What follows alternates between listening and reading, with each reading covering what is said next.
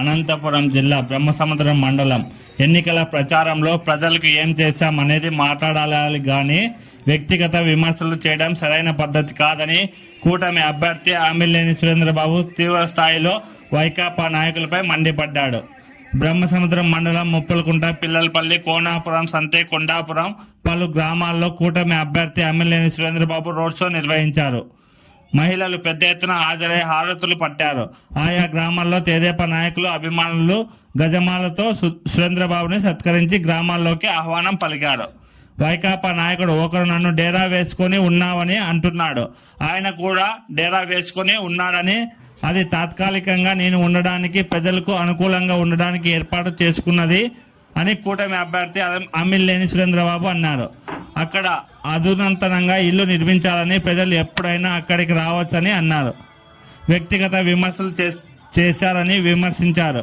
ఏదైనా ఎదుర్కొనే సత్తా తనకుందని, ఎన్నికల్లో తాను అత్యధిక మెజార్టీతో గెలుపొందుతానని ఆయన ధీమా వ్యక్తం చేశారు.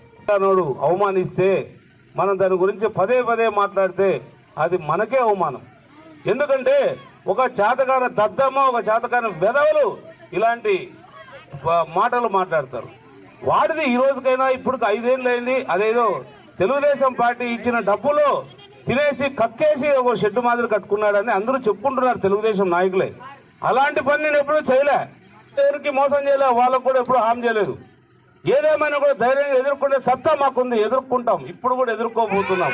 ఎన్నికల్లో గెలవబోతున్నాం, 50,000 మెజార్టీగా గెలవబోతున్నాం. కాబట్టి రేకుల షెడ్ ఇల్లుగా నేను భావిస్తాను.